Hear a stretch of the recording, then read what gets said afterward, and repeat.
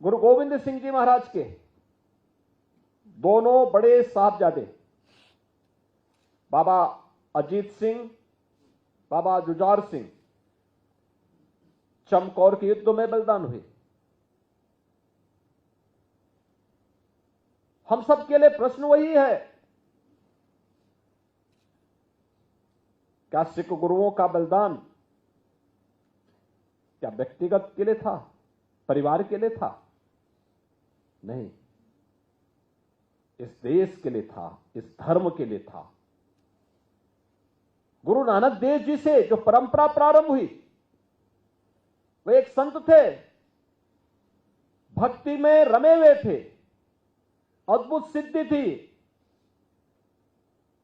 भक्ति का जागरण करते थे। लेकिन भक्ति में भी शक्ति होती है,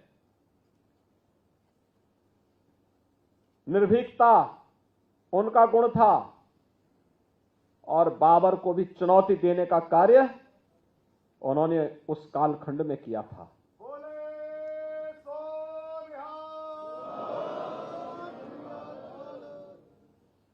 सिख गुरुओं ने कभी चैन से बैठ करके अपने लिए, स्वयं के लिए नहीं सोचा। अगर आप जाएंगे देश के अलग अलग क्षेत्रों में, अलग अलग गुरु परंपरा ने अलग अलग परंपराओं की शुरुआत की। किसी सिख गुरु के द्वारा लंगर की परंपरा को अनिवार्य हिस्सा बनाने का कार्य किया गया। किसी ने सरोवरों के माध्यम से एक नई प्रेरणा प्रदान की। गुरु अर्जुन देव ने जहांगीर के अत्याचारों का डटकर के मुकाबला किया, और गुरु तेग बहादुर जी तो एक अद्भुत मिसाल थी।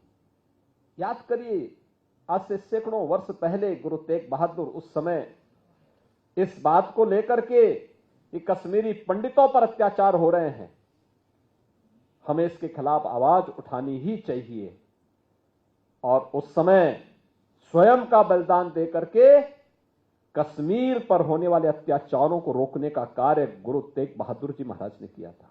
क्या हमें दुनिया के अंदर ये अद्भुत इतिहास देखने को मिलेगा कि गुरु गोविंद सिंह जी महाराज एक शहीद पिता के और शहीद साहबजादों के पिता, यानी शहीद पिता के पुत्र हैं, लेकिन चार शहीद साहबजादों के पिता भी हैं।